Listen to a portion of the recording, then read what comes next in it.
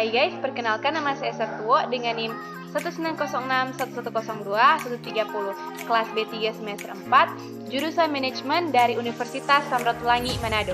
Baiklah, kita masuk pada teori-teori motivasi. Yang pertama ada teori dari Abraham Maslow atau teori kebutuhan. Teori yang dikembangkan oleh Abraham Maslow ini, dia berpendapat bahwa manusia mempunyai 5 tingkat atau hierarki kebutuhan. Yang pertama, ada kebutuhan fisiologikal, seperti rasa lapar, haus, dan istirahat. Yang kedua, ada kebutuhan rasa aman.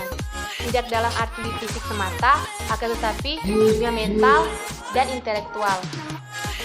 Ketiga, kebutuhan akan kasih sayang. Keempat, kebutuhan akan harga diri yang pada umumnya tercermin dalam berbagai simbol-simbol status. Kelima, ada aktualisasi diri yang dalam artiannya tersedianya kesempatan bagi seseorang untuk mengembangkan potensi yang terdapat dalam dirinya sehingga berubah menjadi kemampuan yang nyata. Teori yang kedua dari teori Michelin atau teori kebutuhan berprestasi. Jadi menurut Michelin, karakteristik orang yang berprestasi tinggi memiliki 3 ciri umum, yaitu sebuah preferensi untuk mengerjakan tugas-tugas dengan derajat kesulitan moderat. Kedua, menyukai situasi-situasi di mana kinerja mereka timbul karena upaya-upaya dari mereka sendiri dan bukan karena faktor-faktor lain seperti kemujuran mungkin misalnya. Dan yang ketiga, menginginkan umpan balik tentang keberhasilan dan kegagalan mereka dibandingkan dengan mereka yang sudah berprestasi. Kita masuk pada teori yang ketiga, ada teori Adorfer atau teori ERG. ERG ini dalam teori Adorfer merupakan huruf-huruf pertama dari 3 istilah, yaitu yang pertama ada existence, kebutuhan akan eksistensi, dan R ada relatedness atau kebutuhan untuk berhubungan dengan pihak lain, dan G atau growth, kebutuhan akan pertumbuhan. Jika makna 3 tersebut didalami, akan dampak 2 hal penting. Yang pertama, secara konseptual, terdapat persamaan antara teori atau model yang dikembangkan oleh Maslow dan Adorfer karena eksisten dapat dikatakan identik dengan hierarki pertama dan kedua. Dan dalam teori Maslow, relatedness senada dengan hierarki kebutuhan ketiga dan keempat. Menurut juga Maslow dan growth mengandung makna sama dengan self-actualization, dan menurut Maslow, kedua teori Adorfer menekankan bahwa berbagai jenis kebutuhan manusia itu diusahakan pemuasnya secara serentak. Apabila teori Adorfer disimak lebih lanjut, akan tampak bahwa makin tidak terpenuhinya suatu kebutuhan tertentu, makin besar pula keinginan untuk memuaskannya. Kuatnya keinginan memuaskan kebutuhan yang lebih tinggi, makin besar apabila kebutuhan yang lebih rendah telah dipuaskan. Sebaliknya, semakin sulit untuk memuaskan kebutuhan yang lebih tinggi, semakin besar keinginan untuk memuaskan kebutuhan yang lebih mendasar.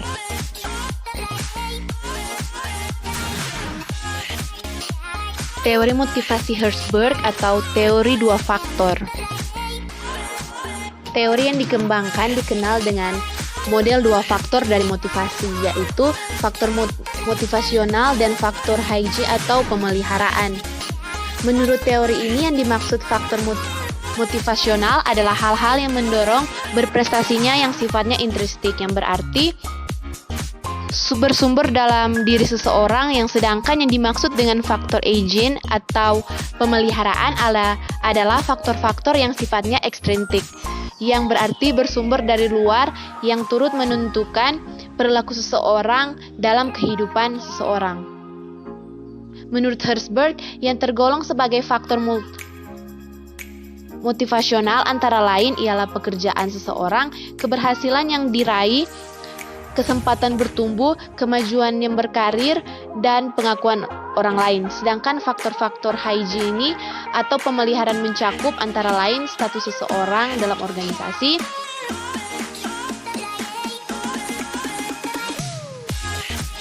teori yang dikembangkan dikenal dengan model 2 faktor dari motivasi, yaitu faktor motivasional dan faktor hygiene atau pemeliharaan. Menurut teori ini, yang dimaksud dengan faktor motivasional adalah hal-hal yang mendorong berprestasinya yang sifatnya intrinsik, yang berarti bersumber dalam diri seseorang.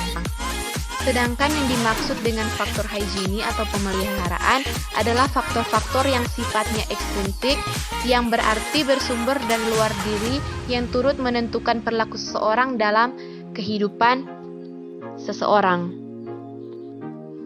Menurut Herzberg, yang tergolong sebagai faktor motivasional antara lain ialah pekerjaan seseorang, keberhasilan yang diraih, kesempatan bertumbuh, kemajuan dalam berkarir, dan pengakuan orang lain. Sedangkan faktor-faktor hygiene atau pemeliharaan mencakup antara status orang lain dalam organisasi, hubungan seorang individu dengan atasannya, hubungan seseorang dengan rekan-rekan sekerjanya, teknik penyediaan yang diterapkan oleh penyedia, kebijakan organisasi, sistem administrasi dalam organisasi, kondisi kerja dan sistem imbalan yang berlaku.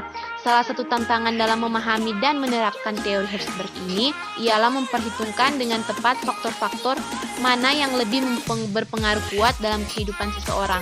Apakah yang bersifat intrinsik ataukah yang bersifat ekstrinsik. Teori-teori kepemimpinan. Teori sifat. Teori ini menjelaskan bahwa eksistensi seorang pemimpin dapat dilihat dan dinilai berdasarkan sifat-sifat sejak lahir sebagai sesuatu yang diwariskan. Teori ini mengatakan bahwa kepemimpinan diidentifikasikan berdasarkan atas sifat atau ciri yang dimiliki oleh para pemimpin. Pendekatan ini mengemukakan bahwa ada karakteristik yang tertentu seperti fisik, sosialisasi, dan intelijensi atau kecenderungan yang esensial bagi kepemimpinan yang efektif, yang merupakan kualitas bawaan daripada seseorang.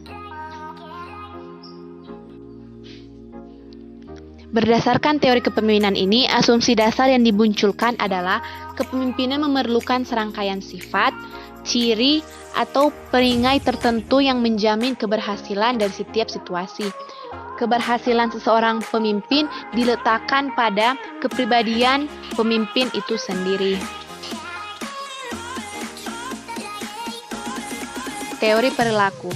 Teori ini berusaha menjelaskan apa yang dilakukan oleh seorang pemimpin yang efektif, bagaimana mereka mendelegasikan tugas, berkomunikasi dengan dan memotivasi para bawahan. Menurut teori ini, seseorang bisa belajar dan mengembangkan diri menjadi seorang pemimpin yang efektif, tidak bergantung pada sifat-sifat yang sudah melekat kepadanya. Jadi, seorang pemimpin bukan dilahirkan untuk menjadi pemimpin, namun untuk menjadi seorang pemimpin dapat dipelajari dari apa yang dilakukan oleh pemimpin yang efektif ataupun dari pengalaman. Teori ini mengutarakan bahwa pemimpin harus dipandang sebagai hubungan di antara orang-orang, bukan sifat-sifat atau ciri-ciri individu. Oleh karena itu, keberhasilan seorang pemimpin sangat ditentukan oleh kemampuan para pemimpin dalam hubungannya dan dengan interaksi dengan setiap anggotanya. Teori lingkungan. Teori ini beranggapan bahwa munculnya pemimpin-pemimpin itu merupakan hasil dari waktu, tempat, dan keadaan. Teori ini juga secara garis besar menjelaskan bahwa keberhasilan seorang pemimpin dalam menjalankan tugasnya sangat tergantung terhadap situasi dan gaya kepemimpinannya yang dipakainya. Tingkah laku dan dalam gaya kepemimpinan ini dapat dipelajari dari proses belajarnya dan pengalaman dari pemimpin itu tersebut, sehingga seorang pemimpin dalam menghadapi situasi yang berbeda akan memakai gaya kepemimpinan yang sesuai dengan situasi yang dialaminya. Pada teori Pagel ini menerangkan bagaimana perilaku seseorang mampu memengaruhi motivasi dan prestasi kerja para bawahan dalam situasi kerja yang mungkin berbeda-beda. Teori ini lahir dari teori motivasi pengharapan atau ekspektasi, di mana motivasi seorang pekerja tergantung pada pengharapannya bahwa prestasi tinggi merupakan alat untuk mendapatkan hasil-hasil positif dan untuk menghindari diri dari hasil-hasil negatif. Teori Peat menerangkan bagaimana perilaku atau gaya seseorang pemimpin mempengaruhi prestasi kerja bawahannya.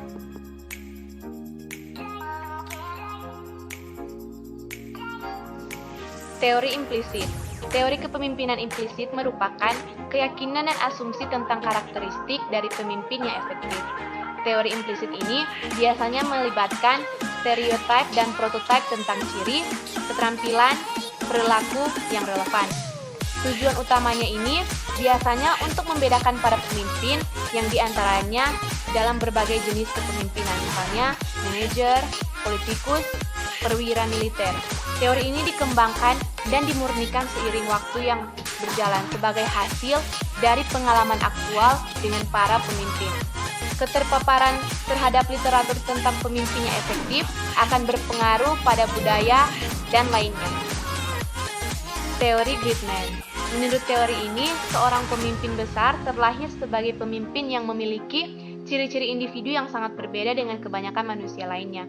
Ciri-ciri individu tersebut mencakup karisma, intelijensi, kebijaksanaan, dan dapat menggunakan kekuasaan yang dimilikinya untuk berbagai keputusan yang akan sangat memberi dampak besar bagi sejarah umat manusia. Karisma sendiri menunjukkan kepribadian seseorang yang dicirikan oleh pesona pribadi, daya tarik, yang disertai dengan kemampuan komunikasi interpersonal dan persuasi yang sangat luar biasa. Menurut Charlie, pemimpin besar akan lahir saat dibutuhkan oleh situasi-situasi sehingga para pemimpin ini tidak bisa dibuat.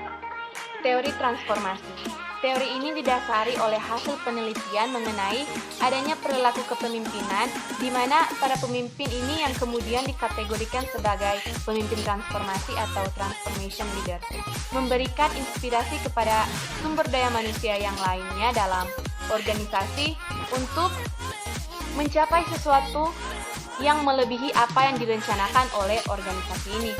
Pemimpin transformasi ini juga merupakan pemimpin visioner yang mengajak sumber daya manusia dalam organisasi bergerak menuju visi yang dimiliki oleh para pemimpin. Para pemimpin transformasi ini lebih mengandalkan karisma dan kewibawaannya dalam menjalankan kepemimpinannya. Teori neokarismatik. Teori kepemimpinan yang menekankan simbolisme daya tarik emosional dan komitmen pengikut yang sangat luar biasa. Teori kepemimpinan karismatik. Teori ini mengemukakan bahwa para pengikut membawa atribut dari kemampuan kepemimpinan mereka yang heroik bila mereka mengamati perilaku dan perilaku tertentu dari pemimpinnya. Proses komunikasi. Proses komunikasi ini merupakan suatu proses berinteraksinya atau transaksi dengan maksud di mana komponen-komponennya saling terkait dengan para komunikator beraksi dan bereaksi. Komunikasi terbagi menjadi dua tahap. Yang pertama ada proses komunikasi secara primer. Proses komunikasi ini adalah proses penyampaian pikiran atau perasaan seseorang kepada orang lain dengan menggunakan simbol atau lambang sebagai medianya.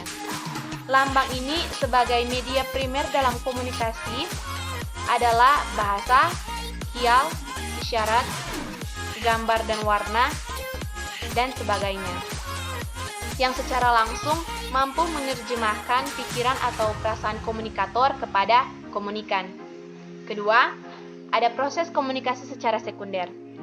Proses komunikasi ini adalah proses penyampaian pesan oleh seseorang kepada orang lain dengan menggunakan alat atau sarana sebagai media keduanya, setelah memakai lambang sebagai media pertama.